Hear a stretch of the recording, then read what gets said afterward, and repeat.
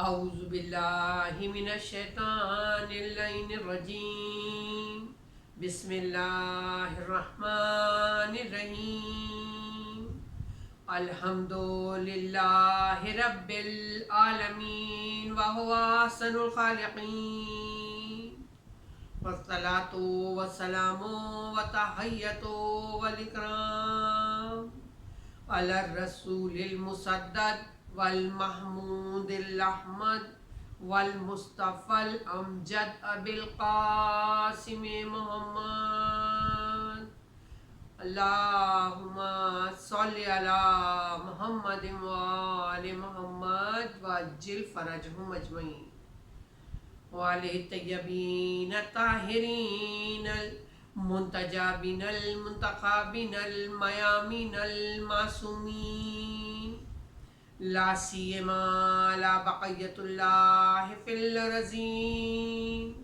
اللہم عجل فرجہ وکسر انصارہ واہلک اعداءہ ولعنۃ اللہ علی اعدائہم اجمعین من یومنا ھذا الی یوم الدین اللہم صلی علی محمد وآل محمد وعجل فرجہم اجمعین۔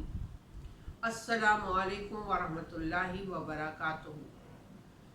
قرآن میں سورہ بقرہ جو کہ قرآن کا دوسرا سورہ ہے، اس کی آیت نمبر 197 میں پروردگار عالم اعلان کر رہا ہے وَتَزَوَّدُوا فَإِنَّ خَيْرَ الزَّادِ التَّقْوَىٰ وَاتَّقُونِ يَا أُولِي الْأَلْبَابِ۔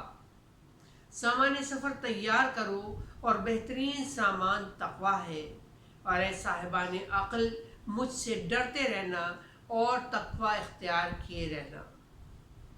اس آیت مبارکہ کی روشنی میں اس عشرہ محرم الحرام کے لیے ہمارا عنوان پیغامات درسگاہ حسینی ہے، اور آج ہم اپنی دوسری منزل میں گفتگو کو داخل کرنے جا رہے ہیں۔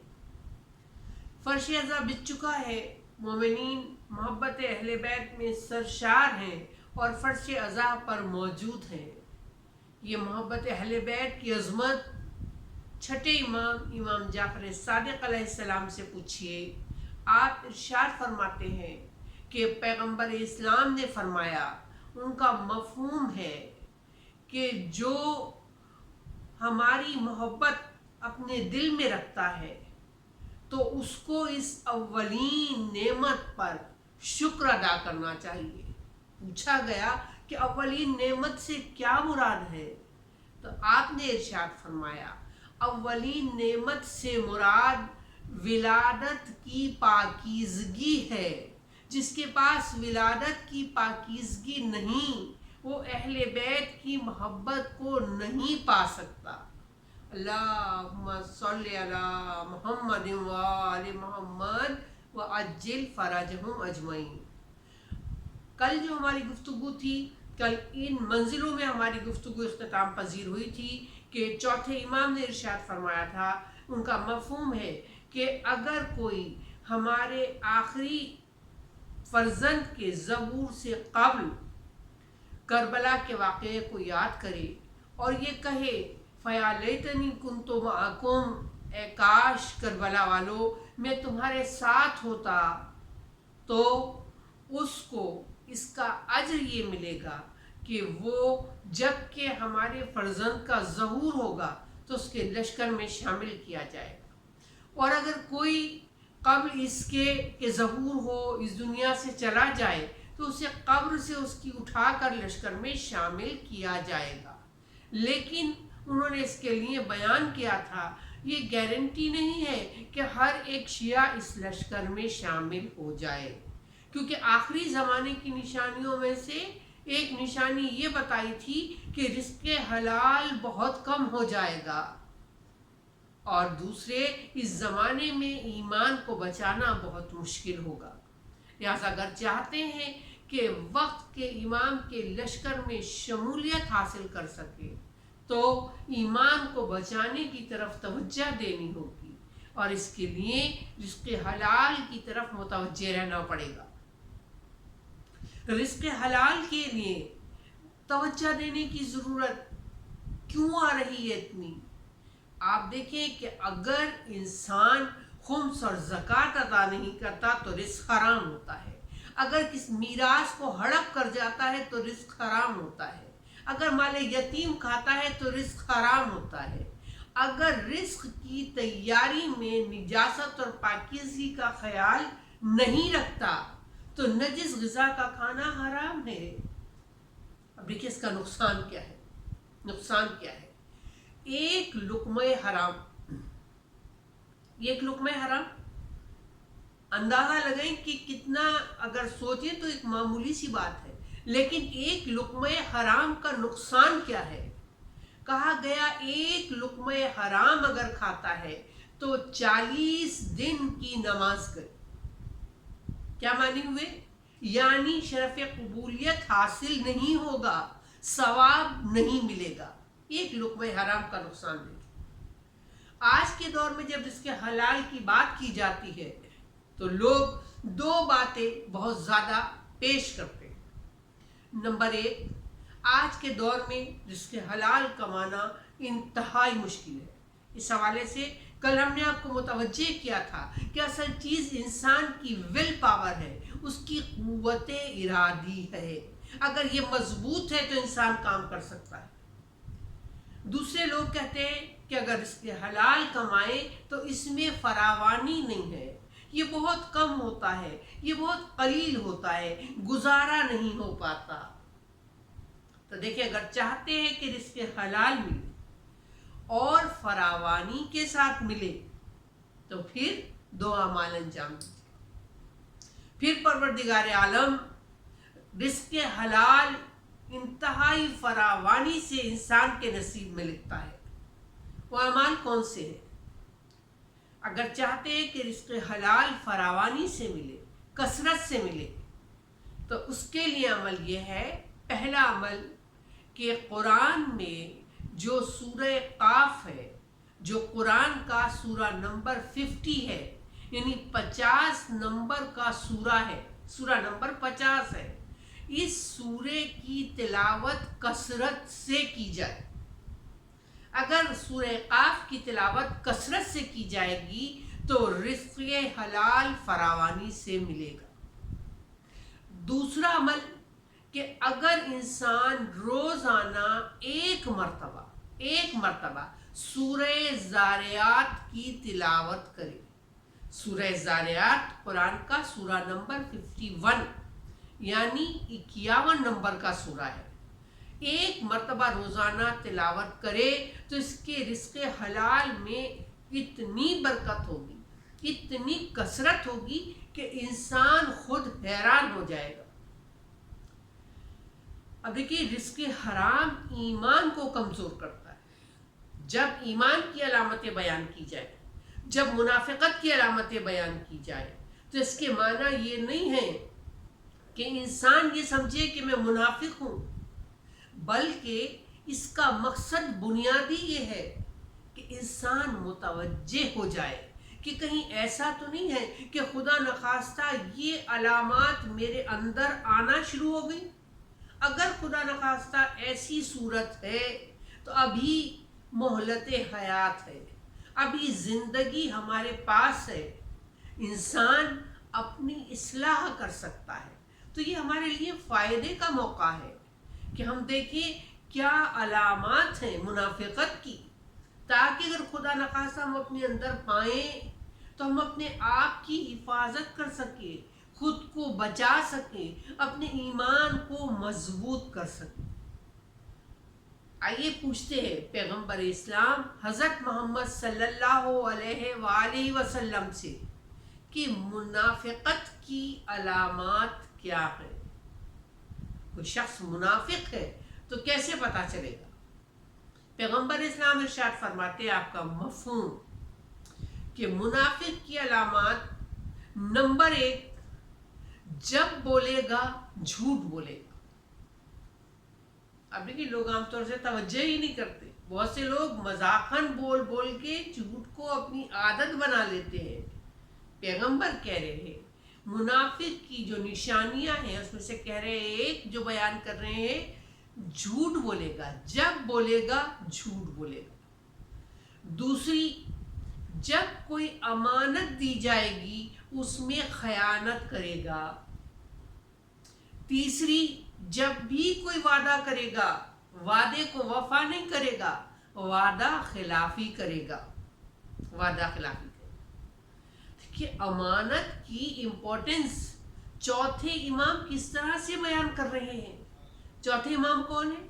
ایک تو معصوم تو ہیں ہی، چوتھے امام ہی ہمارے، لیکن اس کے ساتھ ساتھ آپ واقعہ کربلا کے عینی شاہد ہیں، ساربان آل محمد ہیں، بابا کی شہادت کو دیکھا ہے اور بابا کا کٹا ہوا سر نوک کے نیزہ پہ بلند ہوتے ہوئے دیکھا ہے۔ آپ ارشاد فرماتے ہیں، چوتھے امام ارشاد فرماتے ہیں، اگر آپ کا مفہوم، اگر میرے بابا کا قاتل اپنی وہ تلوار جس سے کہ میرے بابا کو شہید کیا گیا ہے، یعنی جس سے امام حسین علیہ السلام کے تن و سر میں جدائی کی گئی ہے، اس کے لیے کیا ہے؟ اگر میرے بابا کا قاتل اپنی وہ تلوار جس سے میرے بابا کو شہید کیا گیا ہے میرے پاس امانت کے طور پر رکھوا دے تو میں اسے وہ تلوار واپس کروں گا، یعنی اس کی امانت واپس کروں گا۔ کہاں مولا امانت کی اہمیت کس طرح سے سمجھا رہے ہیں، اور آج ہم معاشرے میں دیکھ رہے ہیں امانتوں کا ضائع کر دینا ایک عام سی بات ہے۔ دوسرے کے مال کو کھا جانا، اس پہ قبضہ کر لینا، اس کو برباد کر دینا جیسے کہ کوئی بات ہی نہیں ہے۔ کہتے جو شہید ہو جب زمین پر اس کے لہو کا پہلا قطرہ گرتا ہے تو اس کے سارے گناہ بخش دیے جاتے ہیں، لیکن اگر اس نے کسی کا مال کھایا ہے یہ گناہ اس شہید کا بھی معاف نہیں ہوتا۔ یہ فرض اعظم ہم سے تقاضا کرتا ہے کہ ہم دیکھیں، چیک کریں کہ ہمارے ایمان کا کون سا معاملہ چل رہا ہے، کہاں اصلاح کی ضرورت ہے، اور یہی اس فرش عزا کی خوبی ہے کہ یہ ہمیں بیدار کرتا ہے۔ اگر بیداری نہ ہو تو پھر یہ ایک رسم ہوگی۔ دیکھیے اس حوالے سے ہمیں ایک واقعہ ملتا ہے، یہ واقعہ بڑا آئی اوپنر ہے، بڑا بیداری پیدا کر دینے والا ہے۔ عید کے زمانہ ہے اور ایک شخص نے اپنے کچھ دوستوں کو مدعو کیا ہے، بلایا ہے، جیسے کہ عام طور پر عید پر دوست احباب ایک دوسرے کو دعوت دیتے ہیں، بلاتے ہیں۔ تو جو میزبان ہے اس نے جو لوگوں کو بلایا، عید کا دن آ گیا، لوگوں نے آنا شروع کیا۔ کبھی کبھی ایسا ہوتا ہے کہ شام کا وقت ہوتا ہے، لوگ ایک ساتھ کافی زیادہ تعداد میں پہنچ جاتے ہیں، اور کبھی کبھی جگہ بھی کم پڑ جاتی ہے۔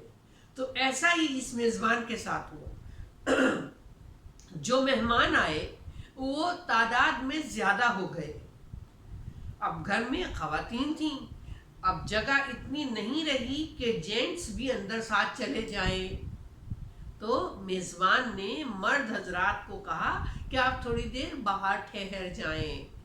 دیکھیں اگر ہمارے معاشرے میں کوئی ایسا روک دے تو لوگ ناراض ہو جائیں گے، کیوں روک رہے ہو، صرف خواتین ہی اندر تو ہیں، ہمارے جانے سے کیا فرق پڑ جائے گا؟ کہ لوگ اس بات کو کچھ اہمیت نہیں دیتے۔ اس نے کہا نہیں، کچھ خواتین اندر ہیں تو مرد حضرات تھوڑی دیر باہر ٹھہر جائیں۔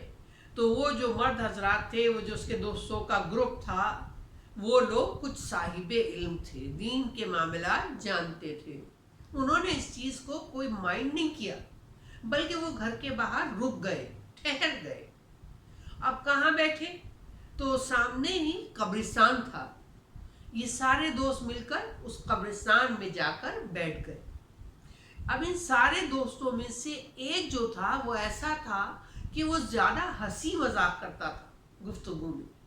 اب جب قبرستان میں جا کے بیٹھے تو اسی شخص نے جو زیادہ مذاق کیا کرتا تھا، ازرائے مذاق یہ کہا کہ بھئی ہم تو اب एक जिंदा के घर आए थे, ईद का दिन है, कुछ खाते पीते, तो वहाँ तो हमें कुछ मिला नहीं, तो अब ए कब्रिस्तान के मुर्दों, आप ही हमारे लिए कुछ खाने पीने का इंतज़ाम कर दो। ऐसे ही मजाक में कहा तो इसने मजाक में था, लेकिन वहाँ कब्रिस्तान की जो कबूर थी, उस एक कब्र से आवाज़ आई। क्या आवाज़ आई? कि आप आइंदा शब जुमा तशरीफ ले आए। बात तो मजाक की हो रही थी, और जब कब्र से आवाज़ आई तो अब सारा ग्रुप जो था, सारा ग्रोह जो दोस्तों का था, परेशान हो गए। क्यों? कि ये मुर्दे की आवाज़ आना, मुर्दे का बुलाना, इसके एक ही माना निकल रहे हैं कि अब हमारी मौत बहुत करीब है, यानी अगली शब जुमा। लिहाजा वो ईद, वो खाना, वो तो सब चीज़ें लोग भूल गए। अब एक घबराहट और परेशानी, और एक तरह से इतना कम टाइम है तो अब तैयारी कि किस वक्त मौत आ जाएगी। लिहाजा सारे अपने घरों में आकर अपनी अपनी मसरूफियात में मशगूल हो गए और याद खुदा में मसरूफ़ हो गए कि पता नहीं कौन से दिन हमें मलकुल मौत आ जाए। और इसी दौरान एक दूसरे से राब्ता भी करते रहे, एक दूसरे की खैरियत पूछते रहे, मालूम करते रहे, कहीं कोई बीमार तो नहीं है, कहीं किसी का इंतकाल तो नहीं हुआ।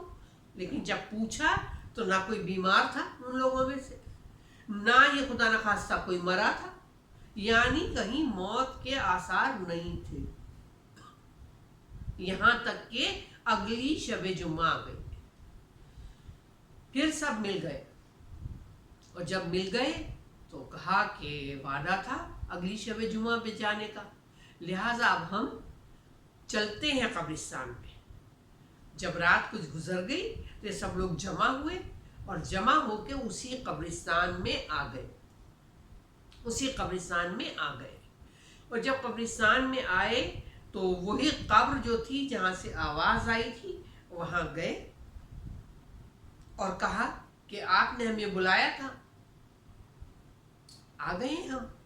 उस कब्र से एक शख्स बरामद हुआ और उसने कहा कि मेरे आका तो मगरिब के बाद से आपके मुंतज़र, आपका इंतज़ार कर रहे हैं, आप लोगों ने ताख़ीर कर दी, आइए तशरीफ़ लें। अब वो कब्र में जाना, कब्र आप खुद अंदाज़ा कर सकते हैं, नॉर्मली जो हम देखते हैं कि कब्र की जगह तंग है, मुर्दे को सिर्फ लिटाया जाता है, और उसने कहा कि आइए अंदर तशरीफ़ ले आए। अब एक आध आदमी भी नहीं है, वो एक ग्रुप है, एक ग्रोह है। खैर इन लोगों ने उतरना शुरू किया। कहते जब हम लोग उतरे तो कब्र में एक रास्ता सा बन गया। अब एक दो आदमी नहीं है बल्कि पूरा एक ग्रुप जा रहा है, और जब उस रास्ते से गुजर के पहुंचे तो देखा एक बड़ा शानदार महल है, बहुत शानदार जगह बनी हुई है, और वहां पर एक शख्स है जिसने शहजादों का लिबास पहना हुआ है, और वो शख्स इन आने वाले लोगों को खुश आमदीद कह रहा है, इनका इस्तकबाल कर रहा है। और फिर वो इनसे कहता है, वो शख्स, आइए तशरीफ लाइए, बिस्मिल्लाह, जिसे खाने के लिए बुलाया जाता है मेहमानों को। जब ये बात हुई तो एक मर्तबा इस ग्रुप के जो लोग थे उन्होंने इस शख्स से एक सवाल किया, कहा जानना ये चाहते हैं कि तुम कौन हो, इसलिए कि हम इस शहर में बहुत पुराने रहते हैं। जब आदमी पुराना रहता है तो शहर के लोगों को, अफराद को शनासाई होती है, जानते पहचानते हैं। उसने कहा कि तुम कौन हो? ग्रोह के लोगों ने कहा हम लोग तो शहर में पुराने रहते, हमने आपको नहीं देखा है। तो वो कहता है मैं तो इसी शहर का रहने वाला हूँ। कहने का तुम्हारा चेहरा हमें नहीं याद आता, और फिर दूसरी जो तुम्हारा मर्तबा है, जितनी तुम्हें इनामात मिले हुए हैं, नेमतें मिली हुई हैं, हमारे जहन में, ख्याल में कोई ऐसा आदमी हमारे इलाके का नहीं है कि जिसको इतने बड़े दर्जात मिले हों। अब वो शख्स जिनका मेज़बान बना हुआ था, जिन्हें खाने के लिए बुला रहा था, उसने कहा कि आपने मुझे नहीं पहचाना, آپ میں سے ہر ایک تو میرے پاس آتا تھا، میں آپ کے شہر کا ایک قصائی ہوں، گوشت بیچنے والا ہوں۔ کہنے لگے وہ قصائی، اس کا رنگ تو کالا تھا، اب اس کو دیکھ رہے وہ تو حسین و جمیل اور شکل بھی کچھ ایسی۔ تو دیکھیں روایات میں ملتا ہے نا کہ جنت میں جب جائیں گے تو کوئی بوڑھا نہیں ہوگا، جوان ہوں گے اور شکلوں کو خوبصورت کر دیا جائے گا۔ کہہ رہا ہے میں وہ قصائی ہوں۔ اب جب سنا کہ قصائی ہے، ایک گوشت بیچنے والا ہے، تو اب پوچھا کہ تمہارے اتنے بلند درجات، یہ مقامات کیا سبب ہے؟ تو وہ بتا رہا ہے کہ جب میں یہاں آیا تو دو وجوہات ہیں، دو وجہ، دو سبب ہیں جس کی وجہ سے مجھے ساری نعمتیں ملی ہیں۔ کتنی نعمتیں، خود بھی استعمال کر رہے ہیں، دوسروں کو بھی دے رہا ہے۔ کیا وجوہات بتائیں، کیا سبب بتائے؟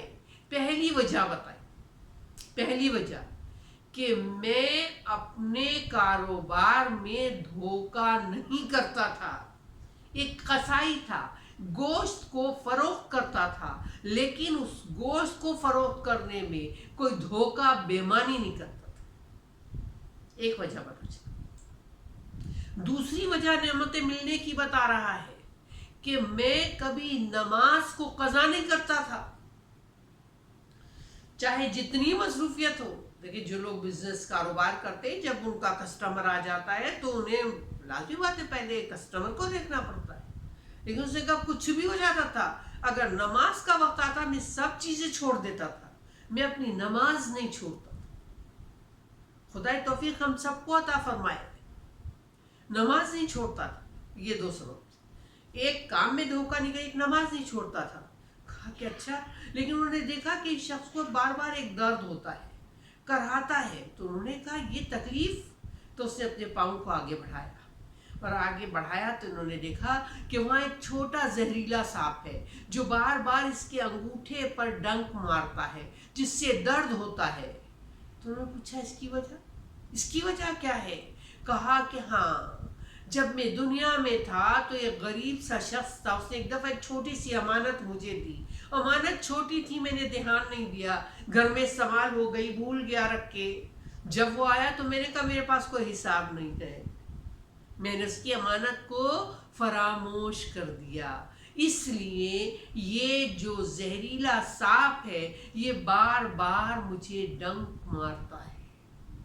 ابھی دیکھیں کتنی توجہ کی ضرورت ہے کہ امانت کی اہمیت کو سمجھا جائے، امانت کی اہمیت کو سمجھا جائے، دوسرے کے مال کو ہڑپ نہ کیا جائے۔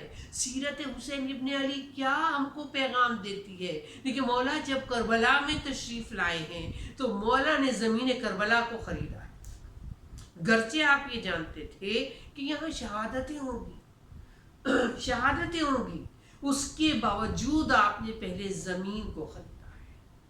وہ سرباب عزا آج 2 محرم کے حوالے سے وارد کربلا کے مصائب پڑھے جاتے ہیں۔ آج مہمان کربلا کربلا میں آ گئے ہیں، آج فاطمہ زہرا کا لال دشت نینوا پہنچ گیا ہے۔ روایات ملتی ہیں کہ فاطمہ کے لال پر کس طرح سے گریہ کیا جائے۔ کہا جاتا ہے حسین کے مصائب پر اس طرح سے گریہ کرو، اس طرح سے رو جیسے وہ ماں روتی ہے جس کا جوان بیٹا مر جاتا ہے، اس طرح سے گریہ کرو۔ جب مولا کربلا آئے ہیں تو آپ دیکھیں، ہم سمجھتے ہیں ہم مولا سے بہت محبت کرتے ہیں، نہیں، مولا کی ہم سے محبت بہت زیادہ بڑھی ہوئی ہے۔ اس زمین کرب و بلا پہ آنے کے بعد جو زمین کو خریدا تو سب سے پہلے ہمیں اور آپ کو یاد کیا ہے مولا نے۔ جب آ گئے سرزمین کربلا پر تو مولا کے سواری کا جانور آگے نہیں بڑھتا تھا، ایک کے بعد دوسرا سواری کا جانور بدل رہے تھے، لیکن جانور آگے نہیں بڑھا۔ ایک مرتبہ خاک اڑنا شروع ہوئی، اور جب خاک اڑی تو تو ایک مرتبہ زینب نے خوشبو جو سونگی، حسین سے کہا میرے بھیا اس جگہ قیام نہ کرنا، بھیا یہاں کی خاک سے تیرے خون کی بو آتی ہے، خون کی بو آتی ہے۔ امام علی مقام نے جناب عباس کو آواز دی، کہا عباس دیکھو قریب میں کوئی آبادی ہے تو ذرا لوگوں کو بلاؤ۔ قریب میں جو آبادی تھی قبیلہ بنی اسد کے لوگ رہتے تھے۔ جب بلایا گیا تو یہ لوگ آ گئے۔ جیسے ہی آئے ایک مرتبہ امام کے ہاتھ کو چوما ایک شخص نے بڑھ کے، اور مولا سے کہا ایک بات کہنا چاہتا ہوں۔ کہا بولو۔ کہا مولا آپ اس زمین پہ قیام نہ کریں، آپ فوراً یہاں سے چلے جائیں۔ کہتے ہیں کیوں؟ وہ شخص کہتا ہے مولا یہاں کوئی بھی نبی یا اس کی اولاد یہاں پہ آتی ہے تو یہاں خون بہتا ہے۔ پوچھتے ہیں، امام پوچھتے ہیں بتاؤ اس زمین کا نام کیا ہے؟ ایک شخص کہتا ہے اس کو ماریہ کہتے ہیں، کہتے ہیں کوئی اور نام ہے، ایک کہتا ہے اس کو نینوا کہتے ہیں، پھر حسین ابن علی کہتے ہیں کوئی اور نام، کوئی کہتا ہے شط فرات کہتے ہیں، پھر کوئی اور نام اسے نینوا کہتے ہیں، ارے کچھ اور نام بھی ہے۔ ایک مرتبہ ایک بوڑھا بڑھا اور کہنے لگا اس زمین کو کرب و بلا بھی کہتے ہیں، بس یہ نام سننا تھا۔ ایک مرتبہ امام علی مقام نے کہا انا للہ و انا الیہ راجعون۔ ایک مرتبہ زمین کو خریدا، کہا کون مالک ہے؟ پتا چلا بنی اسد مالک ہیں۔ زمین کو خریدا مولا نے، 2 شرطیں رکھی۔ خریدنے کے بعد انہی لوگوں کو ہبا کر دی، 2 شرطیں رکھی۔ کیا شرطیں رکھی؟ پہلی شرط دیکھیے مولا ہمیں یاد کر رہے ہیں، قیامت تک جب بھی کوئی میرا شیعہ، میرا زائر یہاں آئے 3 دن تک اسے ہمارا مہمان رکھنا، پہلی شرط رکھی۔ دوسری شرط کیا کہہ رہے مولا؟ مولا دوسری شرط کہہ رہے ہیں قبیلہ بنی اسد کے مردوں سے، کہہ رہے ہیں ہمیں لشکر یزید شہید کر دے گا، ہمارے بے گور و کفن لاشیں اس تپتی ہوئی زمین پر پڑے ہوں گے، تم آنا اور ہمارے لاشوں کو دفن کر دینا۔ مردوں نے وعدہ کیا۔ ایک مرتبہ مولا کہتے ہیں اپنی خواتین کو بھیج دو، خواتین آتی ہیں۔ مولا کہتے ہیں کہ اگر یزید کے ڈر کی وجہ سے تمہارے مرد ہمارے لاشیں دفن نہ کر سکیں تو تم نہر فرات پہ پانی بھرنے آنا تو ہمارے لاشوں کو دفن کر دینا۔ پھر مولا کی غربت آپ دیکھیں، ایک مرتبہ کہتے ہیں ذرا اپنے بچوں کو بھیج دو، چھوٹے چھوٹے بچے آ جاتے ہیں، کم سن بچے ہیں۔ ایک مرتبہ امام مخاطب ہوتے ہیں، کہتے ہیں بچوں اگر تمہارے ماں باپ یزید کے خوف سے ہمارے لاشیں دفن نہ کریں تو تم کھیلتے کھیلتے آنا، اور جب تم کھیل رہے ہو ایک ایک مٹھی خاک اٹھا کر ہمارے جسموں پہ ڈال دینا۔ ربنا تقبل منا انک انت السمیع العلیم۔ بار الہ کوئی غم نہ دے سوائے غم حسین کے۔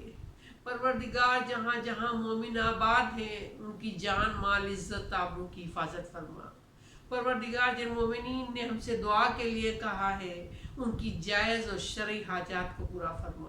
الہی جو بیمار ہیں ان کو جلد از جلد صحت عاجلہ اور کاملہ عطا فرما۔